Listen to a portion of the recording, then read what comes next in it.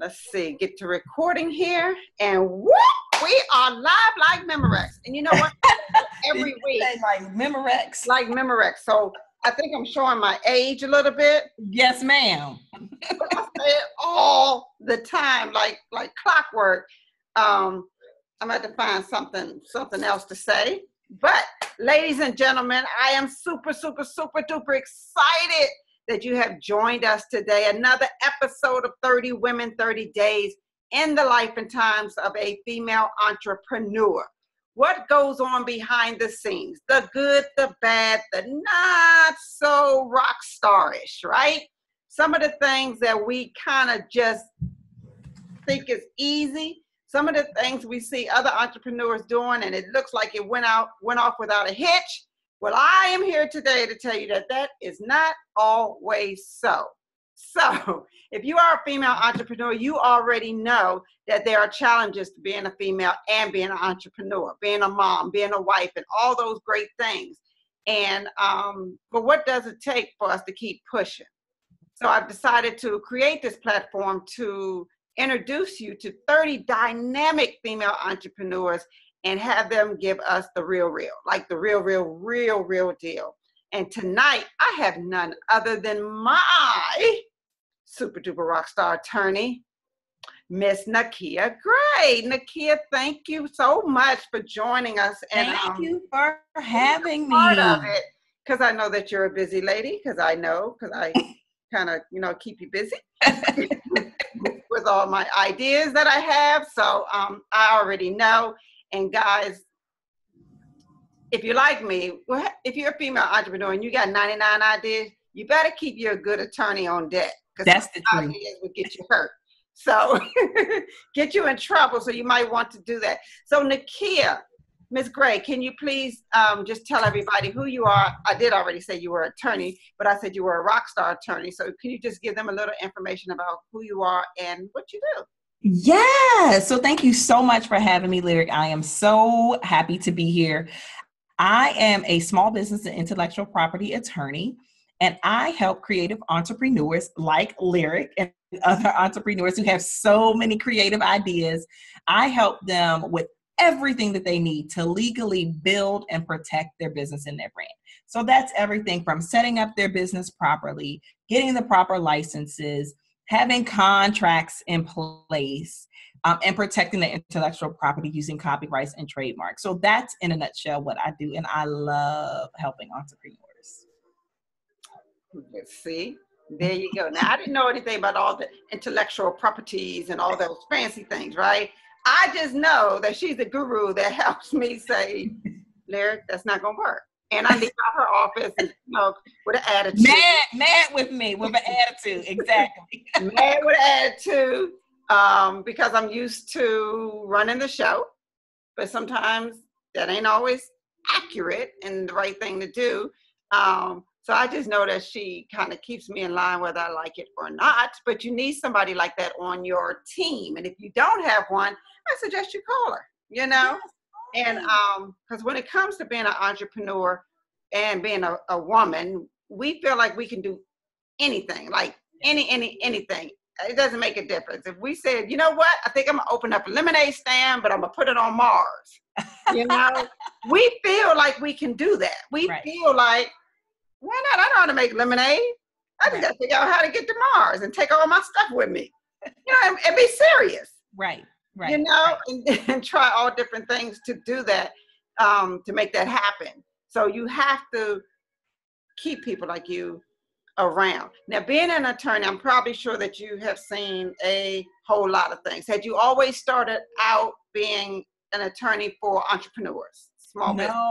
No. So when I first started my practice, the first time, this is actually my second go round at solo practice, but when I first started my practice, I primarily did criminal. Can you believe that? I used to represent people who were charged with crime. I did criminal and I did family. That's really what I had become known for about 8 years. I was when I say a pit bull in a skirt and lipstick, you did not want to go up against me in family court. I was representing people in divorces, custody, child support, domestic violence, that was my thing. Primarily, I was a very strong litigator for years. And I had done some business. It was probably maybe 10 to 20% of what I had done. Yes. And as I started doing more and more, because I am truly an entrepreneur at heart, I've been an entrepreneur for as long as I can remember, even as a child. I've always been one to make my own money. And so the more that I started learning about entrepreneurship and being around entrepreneurs and realizing how many entrepreneurs simply don't know or appreciate the legal issues that come with running a business until it's too late. That's when I really said, wow, I got to be an attorney for these people. I got to help these people realize that you've invested your blood, sweat, your tears, your money, your time, and everything into this business. You need to make sure that it's protected. You know, at the end of the day, we are all doing these purpose-driven businesses to leave a legacy for our families. Right. And you can't do that if you haven't set yourself up properly. So that's really kind of how I started doing it completely. And now I do not do any litigation at all anymore. And I am solely a counselor and business consultant for entrepreneurs. Okay, so somebody plucked my nerves because, you know, being in business, it make you want to grab a neck or two. It does. It can get a little feisty. So, so being with entrepreneurs is because you simply said, hey, I'm an entrepreneur at heart and I love what I do. Right. So how can I help other entrepreneurs? Right. Now, being a solo practice, that means that there's nobody else there that pick up the pieces. Right. It don't go right. Exactly. And that's tough. You know, I mean, that is one of those things. And anybody who's a solopreneur, I don't care whether you're a lawyer, an accountant, business coach, whatever, you are everything. I mean, you are marketing, you are advertising, you are technology, you are the receptionist. I mean, you IT, you ordering, going to Office Depot and getting supplies, you getting coffee. I mean, you're doing all of those things. And as I am learning to, and I know that you're going to relate to this because you and I have had this conversation, the importance of delegating. But when you are a type A personality, like many of us entrepreneurial women are, It's like, well, they ain't going to do it right, so I may as well do it myself. I can't trust nobody. But the truth is, if you really want to be a boss and really want to be in business for the long haul and to optimize your business and to work at your highest possible level, you cannot do everything. You can. So I'm learning that. I have a team. I do have a team of people that work for me, and I am getting better every day. Every day, I'm getting better at delegating and paying someone to do the things that they're good at, so that I can focus on those things that I'm really good at. Right. So now, but in the beginning, you got this solo practice here. What made you say, okay, because most people go into work at a law firm, right? Because you could be part of a group and, you ain't got to worry about paying the mortgage or the rent on the space. You don't have to worry about the team. Right. You can hand it off to the paralegal that's on site. What made you say, I'm going to try this thing all by myself and build it one client at a time? Because that can't be easy, because you got to remember, entrepreneurs, we think we're going to be author, speaker, coach, rock star. We think we'll need the attorney. Like, that's right. Way down the line. Right. But we are running to get one. We barely want to get an assistant. Right. Right. Well, so the first time around, when I first graduated from law school, people thought I was crazy. I mean, people were like, girl, you just graduated. Ain't nobody gonna hire you. How you gonna start a business? And I did. For me, it was just, law was really kind of a second career for me. I had a marketing degree. I had worked in the fashion industry for 4 years. Yeah, I was a buyer before I went to law school. And so because I already had a job and had like a really good salary, when I was interviewing at firms and they were telling me how much they wanted to pay me, I was just like, I mean, because I have a business mindset and a background, I'm thinking, okay, so you want me to work a certain number of hours. At the time when you first graduate, you're billing at $250 an hour. You really making like $350 off me, and you want to pay me how much? Nah, I'm good. I don't do this on my own. And so that's what I did for the first year when I first graduated. And because I had that business and marketing background, I tell anybody, if you are good enough at branding yourself and marketing yourself, anybody can do anything. And so right out the gate, I was very successful in branding myself and marketing, and I had a fantastic practice. And I decided a year after that, one of the things about being a solopreneur, and this is, again, it's not just related to laws with anything. There's only so many hours in a day, right? So I don't care whether you do hair, whether you cut grass, whether you're a plumber, you can only service with so many toilets. As a lawyer, you can only handle with so many, okay? And so you are capped in terms of what your income is going to be. So for me, I literally reached that in a year, which was amazing. Wow. And so I went to what I believe is the best law firm in Prince George's County. It was the largest, very prestigious firm. They talked to me, they had heard about me, and they asked me they saw something in me, and they knew I was good, but I could be even better if I were to come there, have the support of them, and really kick it up a notch and get some of those big, high asset divorces where those clients may not have necessarily come to me if I'd have been on my own. So I saw the value in that. I did see it as, it was a hard decision, I'll be honest. I prayed about it for months before I went, because I felt like I'm gonna be giving them all my money. I did feel that. And also my freedom. I'll say this, being an entrepreneur, your freedom is worth even more than the money. So for me, that was a very difficult decision, but it was the right decision because I really had the support that I needed to knock it out the park. And I went from being a pretty good lawyer to an excellent attorney. And I learned so much about the inner workings of a firm and how to run a business. And all of those things were things that I was putting in my toolbox, because in my mind, I knew this was temporary. I knew I was not made to work for somebody. I knew that was not what God had in the cards for me. So when my number would come up, I'd be ready. And so when I came out the second time, which has been about 2.5 years now, I was even better than the first time. Now, and it really was very similar in that I was completely shifting gears. So it's not like I had built up this practice there and I left to do that same thing on my own. I left it all there. I said, y'all can have the clients. I don't want to do another divorce ever. So I literally shifted gears and rebranded myself, which was, again, difficult because I had been known and I had won awards for years as this litigator. And I was completely shifting. But again, branding and marketing enabled me to do it, to make that transition and not look back. I have not taken, I took one divorce case earlier this year.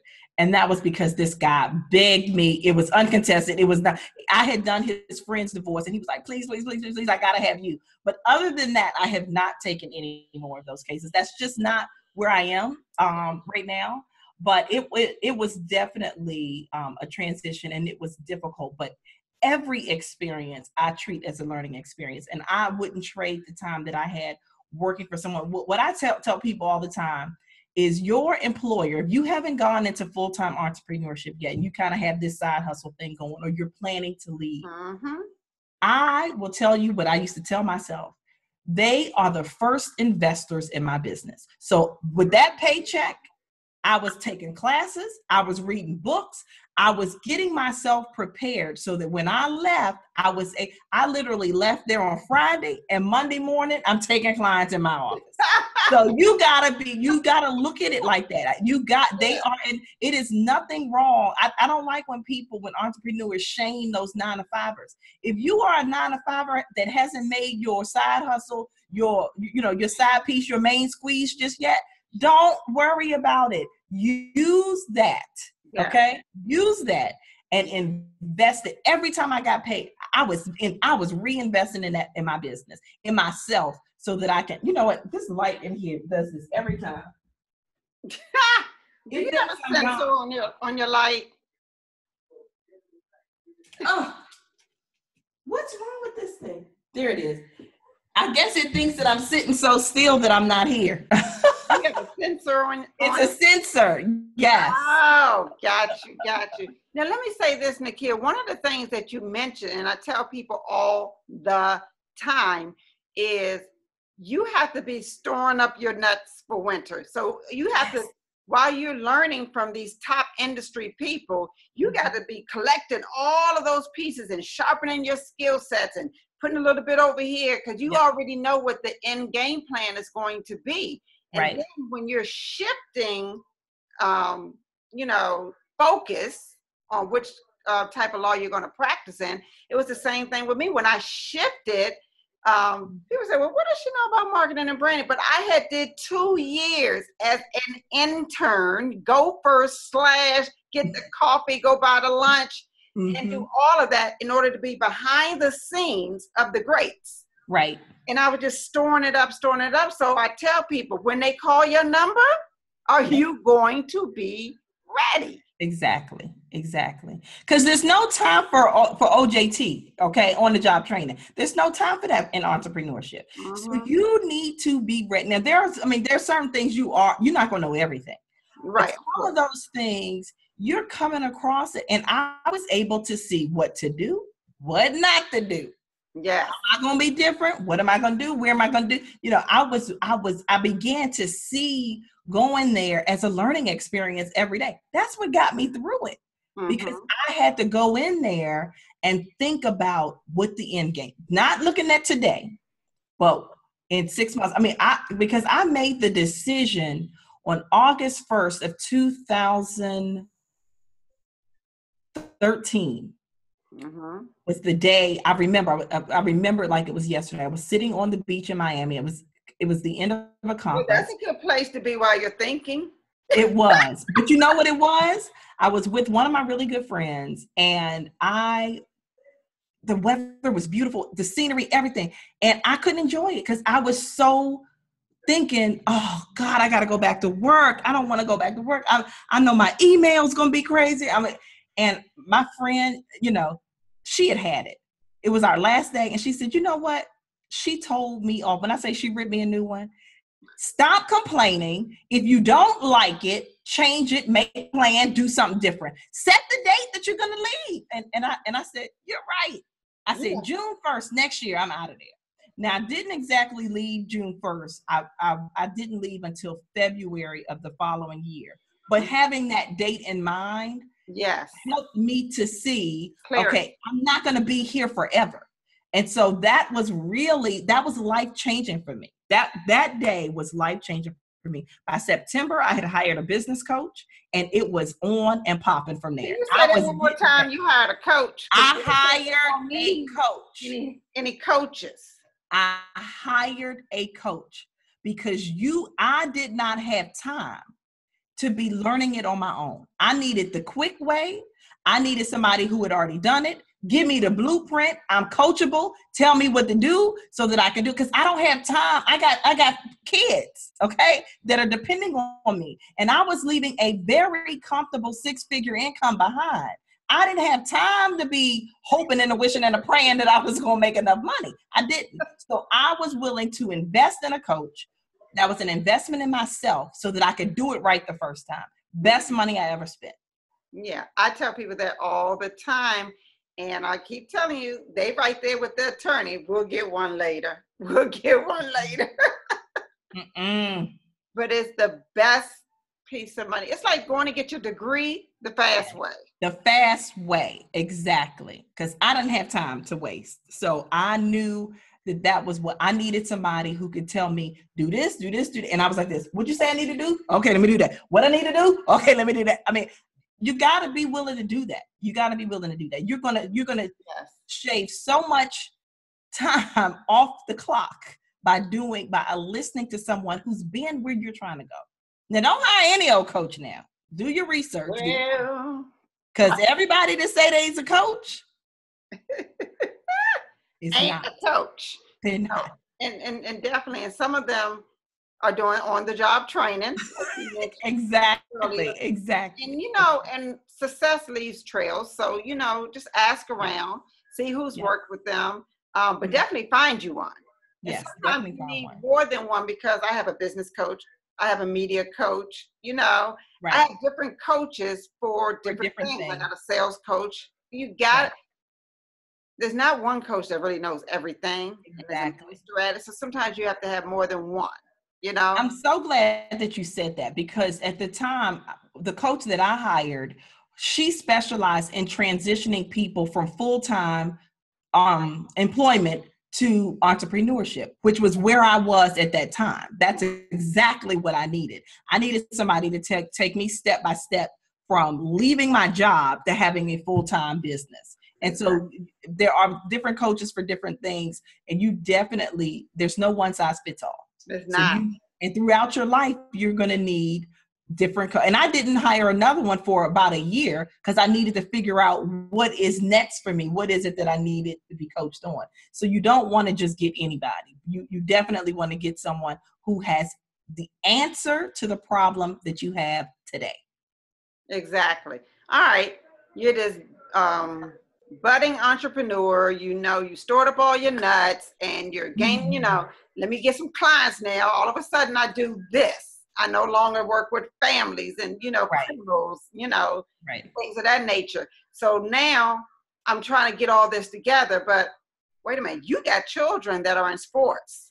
Yes, ma'am. I'm not a sports mom, but my girlfriend was, so I understand the many times I've been in the gym and it's not even my kid. I can only imagine being a mom. You have two kids in Two sports. kids in sports. Yep. It's a lot. It is a lot. It is a lot. But I will say, as an entrepreneur, that's what we talked about, the freedom and the flexibility. In the summer, one of the biggest joys that I have in terms of leaving my 9 to 5 and being an entrepreneur was in the summers, I could travel with my kids. And last summer was my daughter's last summer in high school, and she's going to be going off to college this year. But I loved it as a family. We traveled around the country with her, me and my laptop, because I can run my business as long as I have my laptop and a Wi-Fi connection. I'm in business. So Yes. one of the things that I focused on was creating that freedom for myself. That was more important to me than anything, was the ability to work from anywhere. And so I will go on the road, and sometimes those games, you in the gym, they got an 8, a 10, a 12, and a 4. Then I might say, okay, I'm not going to go to the 8. I'll get up early. I'm in a hotel. I'm downstairs in the lobby, or I'm across the street at the Starbucks, and I'm working. I'm meeting people on Zoom. I'm having my client meetings, signing retainer agreements, taking money, drafting contracts, filing trademarks. I'll do that for this time period. And then now I'll meet y'all at the gym for the later games. So there is, and you can't feel guilty about that. That was one of the things that I had to tell myself. As moms, we have so much pressure on us. Dads can miss stuff, okay? Dads get a pass. But you could go to 999,000 games. You miss one and they're like, oh, you're not coming to my game. It's like, boy, I have been to 500 games. Can I miss one game? Call your father. But I got to a point where I had to be real with myself. I cannot do everything. I cannot be everywhere. So I had to let myself off the hook with not being able to be at everything. I'm do the best that I can. And I had to talk to my kids. Now my kids are teenagers, so this worked. But I had to talk to my kids and explain to them the lifestyle that you all have become accustomed to is because mommy and daddy work. And so there are times that daddy's going to be there and mommy's not, or vice versa. My husband and I are both entrepreneurs. And so they've grown up knowing. Got a paycheck coming in. Thank you. So they need to understand that if I'm not at the game, it's not because mommy doesn't want to be there. Mommy need to work because you want to go to the gym. You want to have a trainer. You need shoes. You in private school. You in this, you in that. And that costs money. So you've got to be able to have those real conversations early. and that is, and let yourself off the hook, because as moms we put so much pressure on ourselves and on other moms. I can tell you, I've been side-eyed and mom shamed by some moms. Yes, moms are mom shamed. That happens. Yes. Mom shamed. You're not going to this, or you're not going, you can't chaperone, and it goes both ways. I've seen it happen even to the stay-at-home moms. The working moms are like, well, she don't do nothing but sit at home all day. Moms can be some tough cookies, okay? Mom shamed. I've heard it all. I have been mom shamed. But you gotta be really strong on your own and just say, I'm a good mother. I am a good mother. And if I miss a game, or if I miss a, cheerleading thing, or whatever it is that your kid does, that doesn't mean that I'm terrible. You can't make everything. You cannot be everything to all people at all times. You just can't. And the sooner you accept that, which is hard for some people. Which is hard for some people. You've got to be able to say, you know what? No, can't go this time. And it's okay. You'll be all right. Good luck. Break a leg, son. Get them shots up. Right. Score some points for mama. Text me and let me know how the game went. Right. As a matter of fact, hit me with a little selfie. Let me know what's really going on. Exactly. Show me that you won. But the thing is, though, Nakia, we never give ourselves permission to say, it's okay. I can't do everything. Because as women, we are, we got so many pressures on us. Your wife, your mother, your entrepreneur, everybody needs you. Everybody needs you. Okay. Mm-hmm. So you got all your clients think they're the only clients. Right. Okay. I know. Then you got 2 children. Both of them need you separately in their own rights. And then you have a husband who is your third child. I mean, your husband. Sometimes. So you got these people. You have all these people. And really, you really got to add to that list, self-care. This is something that I am struggling with, and I'm working on it. I'm a work in progress, but you've got to take some time just for you. Yeah. Just for you. I am guilty of that, of really filling up my entire calendar with somebody else's something every minute of every day. Yeah. And you've got to have some time where it's just your time. Get that manicure, get that pedicure, get that massage. Just sit in quiet sometimes. You've got to also put yourself on your must take care of list. You've got to do that, especially as an entrepreneur, because we literally give everything that we have into our businesses. Yeah, and we have to schedule it and make it a priority, because we'll be like, oh, well, I was going to get my nails done, but I can still take you. You come on, I'll just get my nails done later. Mm-hmm. We have to learn to say no. No. No is not a dirty word, ladies. Not a dirty word. No. And it's okay if people are like, Yeah, or my favorite, not today. Yeah, I get shamed that way, like, who are you talking to? No, not today. Not today. I'll call you tomorrow. Yep. You didn't call me back. Well, it was Sunday and I just used not to. We'll get there. Right. Because I used to work on my birthday. I would take clients. I remember being there on Easter taking clients. Oh, you don't go to church? Okay, I could take you. Come on in. Right. There has to be a point where we draw the line in the sand and say, I'm not working today. I took a vacation to Aruba not too long ago for the first time. I don't even remember taking a vacation. I think my daughter was like 10, 9 or something. She's 22. Right. And I didn't take my laptop. And I said, oh my God, I think I'm going to go into convulsions. I'm going to feel like an addict. And I haven't gotten there yet. When I say my friends, I work their absolute last nerves, because my friends are like, seriously? I just came back from Miami. I spent one entire day of that 4-day trip at the pool on my laptop working all day. Yeah. And people are like, are you serious? Are you working?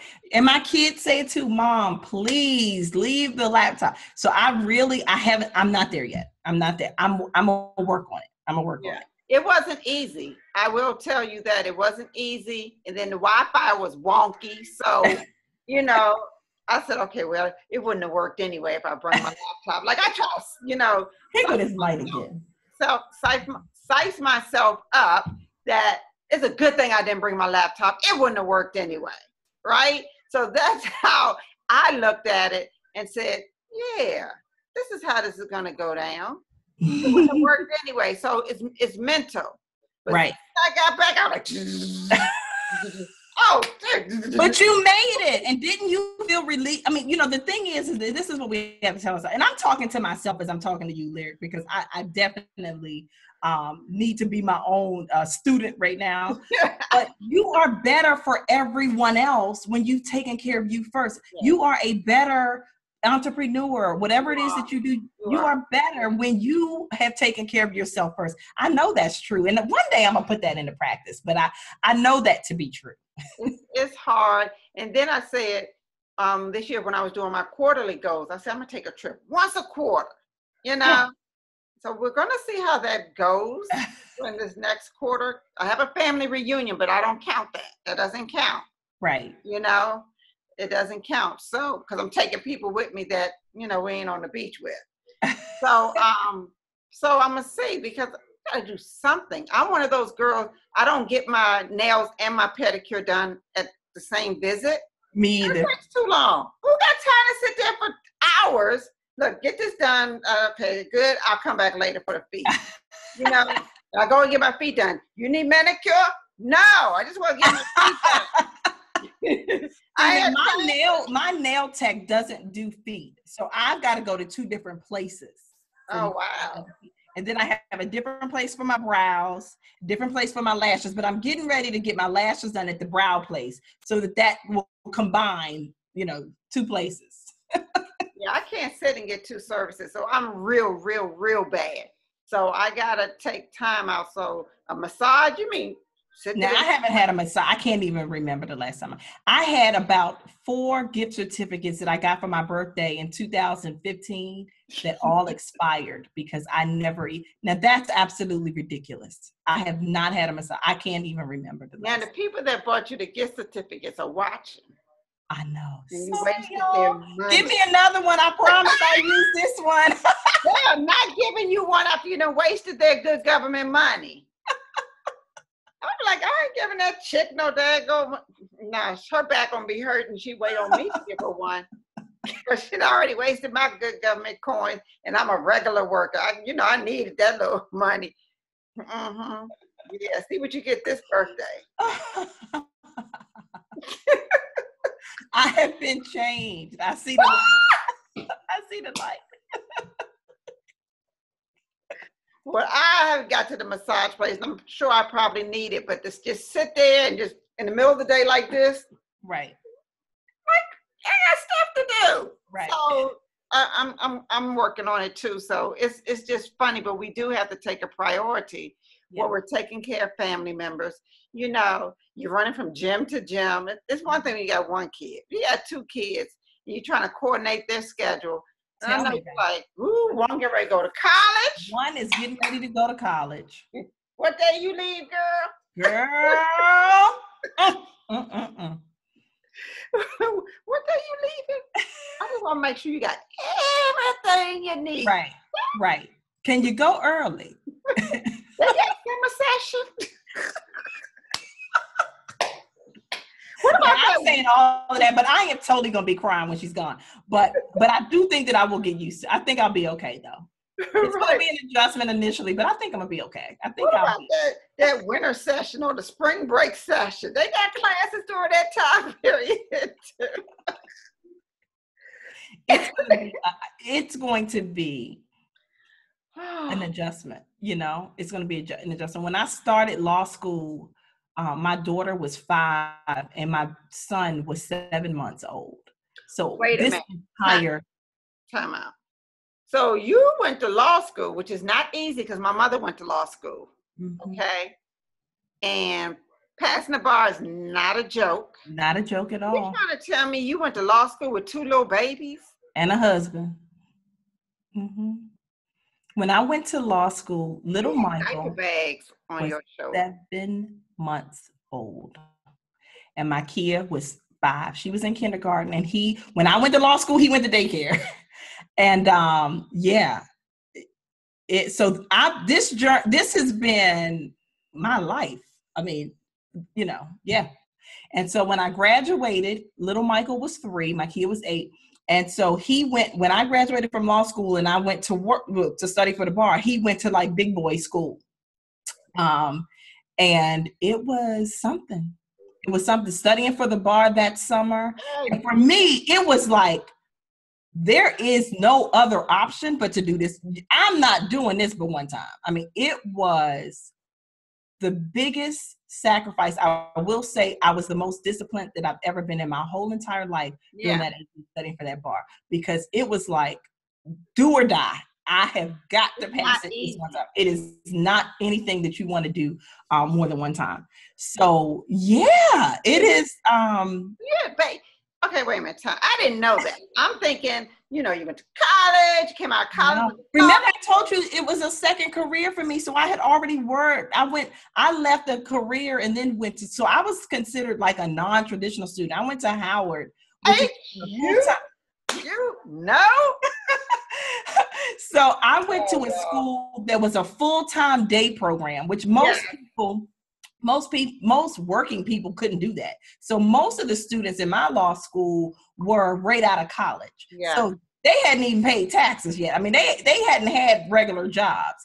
So they were looking at me like, you a mother? You do what? You got to take care of what? You got to do what? So it was difficult. It was very, very difficult. Right. Howard didn't have any night classes. No night class. It was a full-time day. It was a leave your job and be broke for 3 years or go to another school. Right. I know how it is to go in there with those young kids, because I was in my late 30s going to Howard full-time. And one day school was out and I had to bring my daughter with me. Like, all right, you coming to school with me. Mine and then she showed up and she was all big. She was like 12. They was like, I told the professor, my girl Candy Shannon, I don't know if y'all remember her. She had the first video show here in DC with Donnie Simpson. Candy Shannon, yes. Video Soul. She was my instructor. Wow. So, of course, I'm going off. All the kids don't know who she is, right? Like, y'all don't even know what's going on. They're like, she's just the professor. But I brought my daughter in and I said, and Shannon, I got to bring my daughter. School's out. And I was like, your daughter? Well, damn, how old are you? That was the same for me. Look, little boy, little girl. Y'all just continue to just act like I'm not here, okay?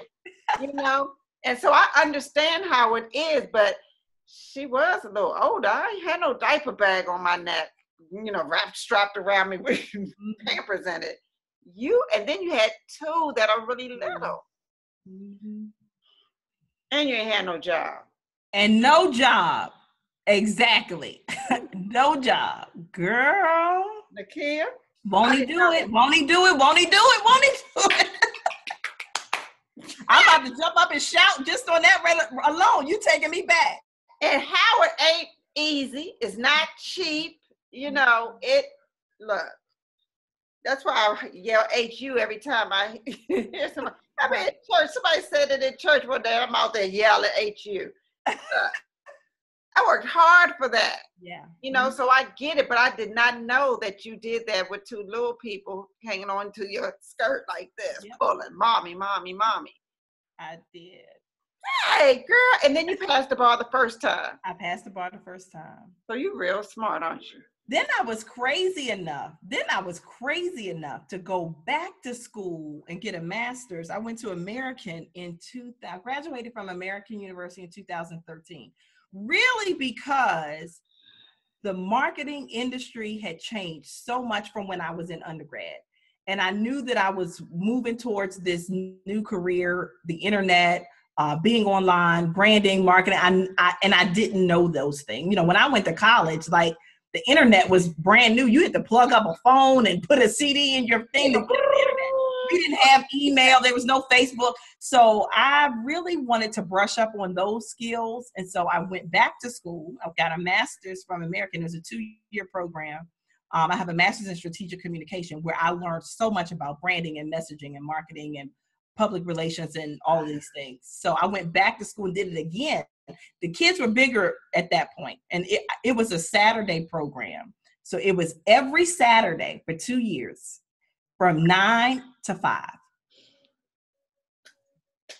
I'm crazy, I know, but I'm gonna tell you what, I'm not going to school no more. I am done. I'm sitting here like, but those are great accomplishments. The bar on the first time, graduating from Howard University Law School, going to American U. Those are not small accomplishments. Those are very, like, and as a mother, girl, you should be able to have this entrepreneur thing down on lock, because that other stuff is hard. That stuff is hard. No wonder. Right. If I could do that, I could do anything. You right? can do any doggone thing. And I try to tell female women that we can do anything. Like, we put people on the earth. This is what we do. You know, we have a baby today, go to work tomorrow. Right. But that's just how we're built. So when we get that feeling of we're going to quit, we're going to give up, this not working, we get like that because we're emotional beings. But there are times where you got to say, oh, wait a minute, hold up. Let me get my thoughts together. All right, I'm back. I had a moment. I'm back, though. You can't quit. You can't quit for this. You can't quit. We are built for it. And I'm sure there's times that you said, man, it's some bullshiggity. This it is. Man, it's a little rough right here. Yeah. Especially when I was younger and I really wanted to be so perfect at everything. You know, I can remember one time in law school, I was really in a tough place with my husband because he felt like, you know, I was getting home late every night. The kids would be in bed and they really, you know, they're crying for you, you know, and you're not here. And then my classmates are like, you always leaving early. We're staying late. You like, you know, you skipping out. You're not pulling your weight. And so I just felt so torn. And so this one night I said to him, I promise. Tonight I'm going to come home. I'm going to give them a bath. I'm going to put them to bed. So I'm trying, and mind you, we live in Upper Marlboro. Howard Law School is like Upper Northwest, Van Ness Street. And I'm boogieing down Suitland Parkway. And my classmates are mad because I still left early. Right. I'm getting there. And I can remember pulling up to our apartment and both of the lights in both of their rooms were off. Oh. And I sat in that parking lot, Lyric, and when I say I cried like I just let it all out, because it was that moment, and I still remember that like it was yesterday. That moment, I just felt like I am a failure. I'm letting them down. I've let my classmates down. I just can't get it right. And I literally, I couldn't control it. I mean, I'm just sitting in my car like, oh! I mean, it was like one of the breakdown, ugly cries. Because then I really had to say, I'm doing the best that I can. All I can do. It's only 24 hours in a day. I cannot be everything to everybody all the time. And so I really had to get that, you know, but I will never, ever, ever forget that moment. Just feeling like, it was terrible. It was terrible. Now, going through all that, since we're talking about puppy, did he ever look at you like, let me tell you something, this your last time doing this crap here. Like, look, because I know it's a couple times he probably gave you the side eye, like, you can ready to do what now? It was difficult. And I will say, I have the best husband in the world. He is the most supportive, my biggest cheerleader, and always wanted me to win in everything. And so he's always like, when I was going to go back to school to American, he was just like, well, if that's what you want to do, babe. I know in his mind, he was like, is this girl crazy? After 3 years of law school, and then really the bar is almost like a whole nother year because you got to study for it, and then you don't get your results and get sworn in for another 6 months. So it's like, it's not like you graduate from law school and you're a lawyer and get a job. That didn't happen. Yeah. But he really, he holds me down. I mean, and I cannot complain. Now that night about the bath, and I think for him, it was really not more so me, but just, kids can be, to him, it was probably frustrating. It's like, he's doing everything that he can. And then they whining and crying for me, so he's just like, are y'all kidding me? Y'all want her and I'm here and So I think that he was just. I don't even want to cook dinner, and you got the nerve to be whining. Yeah. So I think he was just be hungry. Like, he has to deal with them every night saying, where's mommy? Like, my son was at the point where if they would pull up and my car wasn't there, he would start crying outside. Like, so I can understand that was definitely something difficult for my husband to deal with. So I get it. And we got through that time together. We did. And when I went to American, it was a little different because American was on Saturday. So again, what I was mostly missing was games at that time. That was definitely game time. 9 to 5. Sometimes it would be late games and I would be rushing from, again, American is upper Northwest. Everything we do is on this side of town. Yeah. And I would be rushing trying to get to those things. And I couldn't travel as much then because I couldn't miss class. My class was only once a week, so I couldn't miss.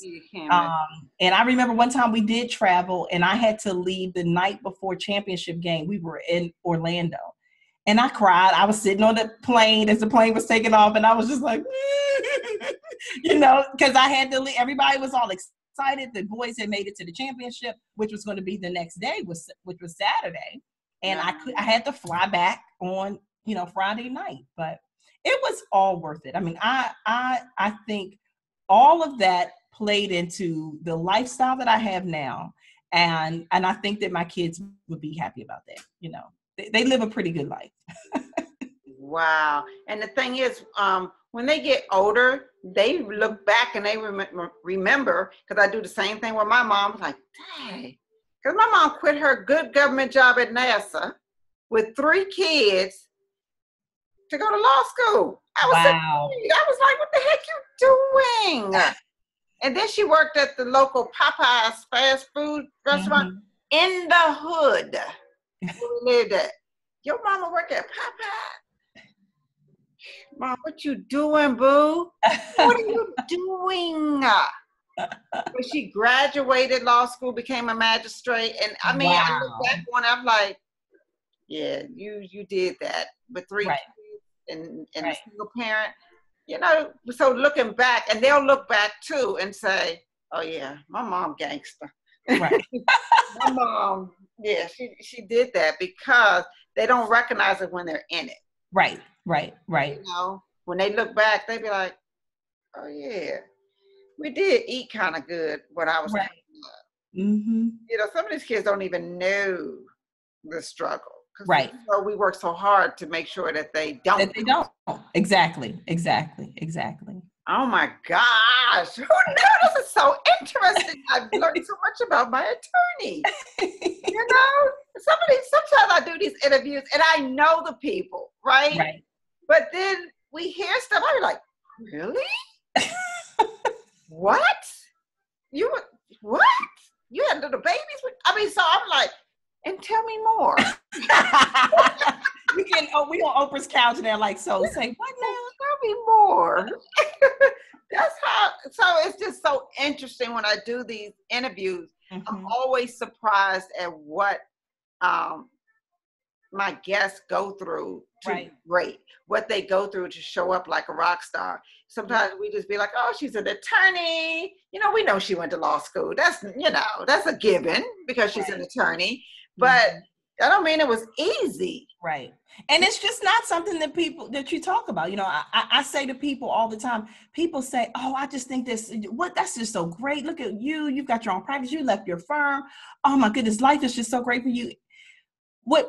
You see what I put out there. Okay. What you see on social media is the highlight reel of my life. It's the highlight reel. Yeah. You don't see that day in that parking lot of my apartment that I sat in there with the ugly cry. And they go to light again. You don't see that. You know what I mean? Oh my goodness. Yeah, because the ugly cry. And I can imagine you pulling up, Nakia, and those lights were off.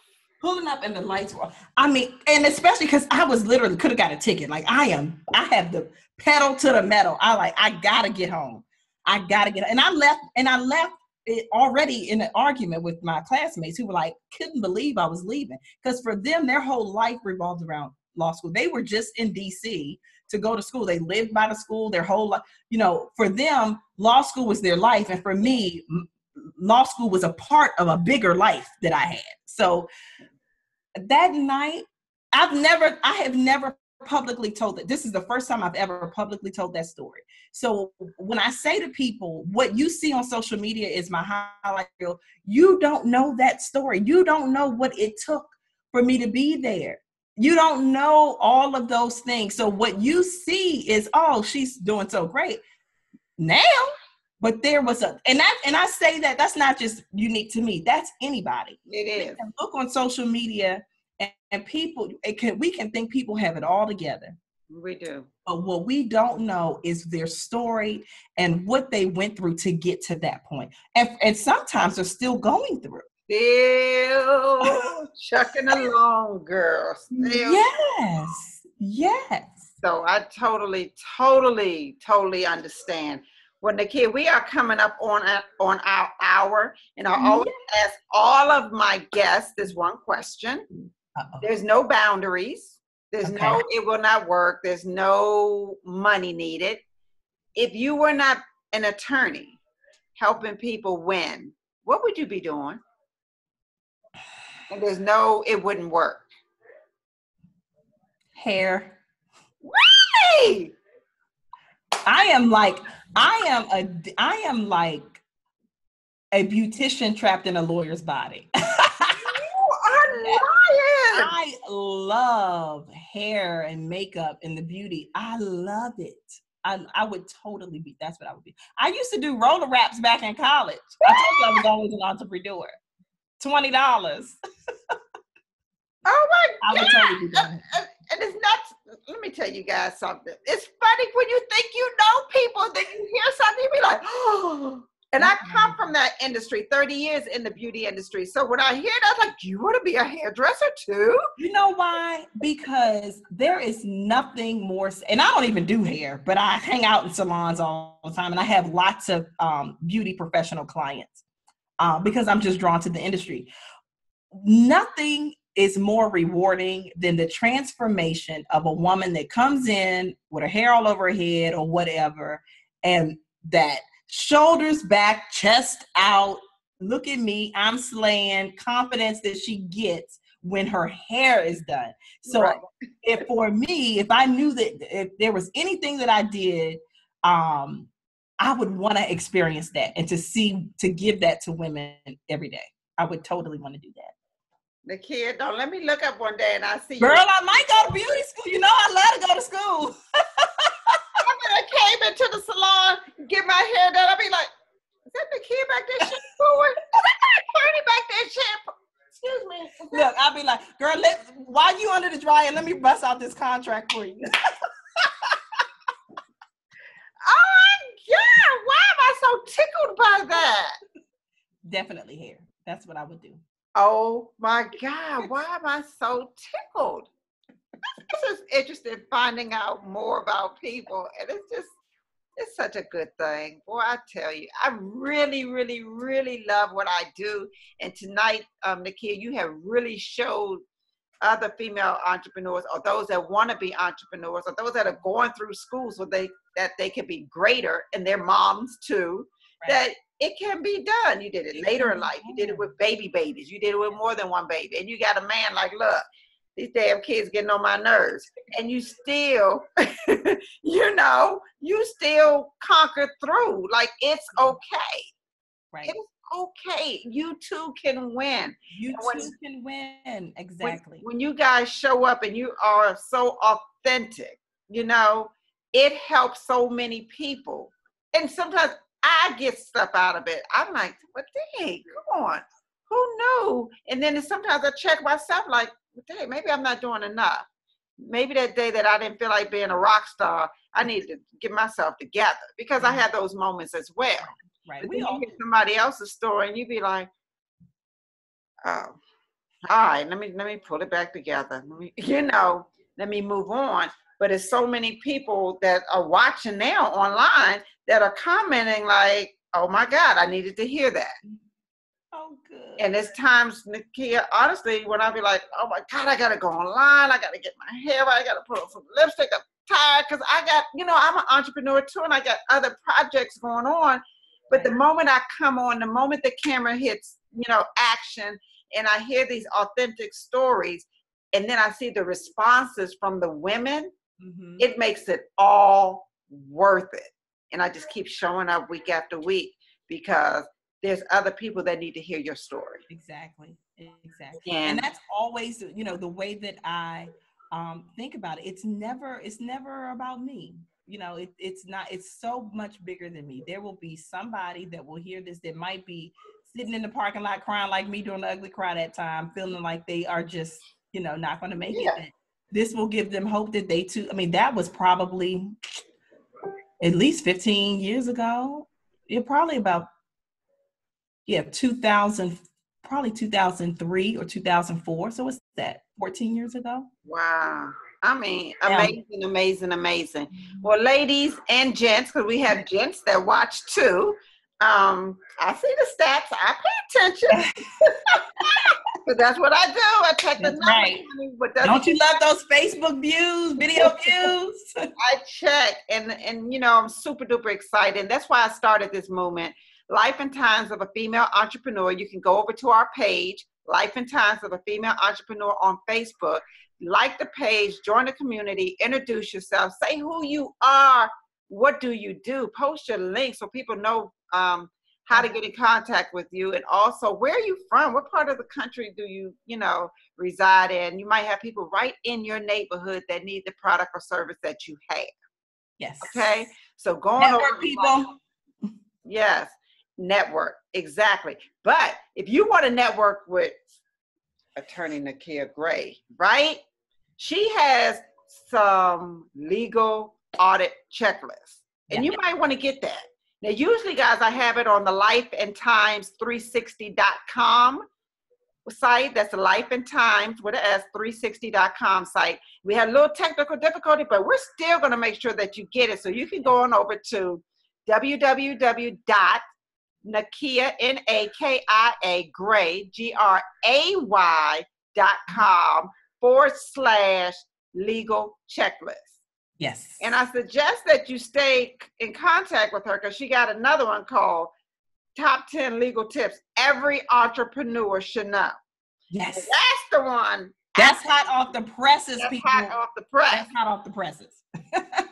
That's the one I need, and I think I'm going to get mine printed out, blow it up, make it color-coded. You have an attorney. I know, but I don't be listening to her all the time. So, what you say? I don't be listening all the time.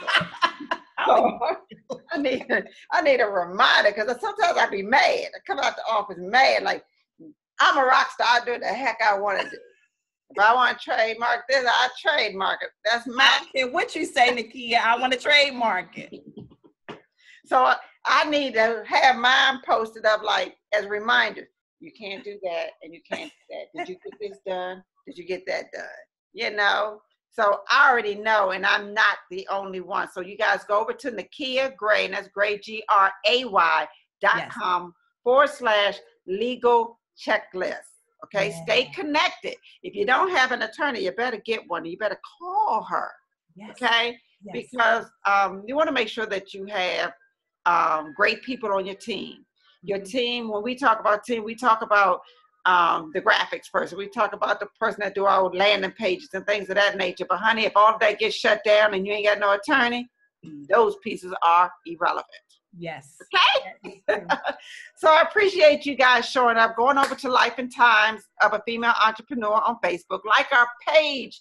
Show up next week and join the community and network with the great women there. And let us be a resource. This is why I do this. To let you know that you too can do it. It's okay. We all go through it. Every other day we want to quit, but long as we keep pushing and stay connected to dynamic women like Nakia Gray, we too can grow and be great and be rock stars all together. Okay? So I'll see you guys next week. Thank you so much for this, Lyric. This was fantastic. I love what you are doing for women entrepreneurs, and thank you for having me. And I appreciate you coming on, and I done learned so much about my attorney. Who knew?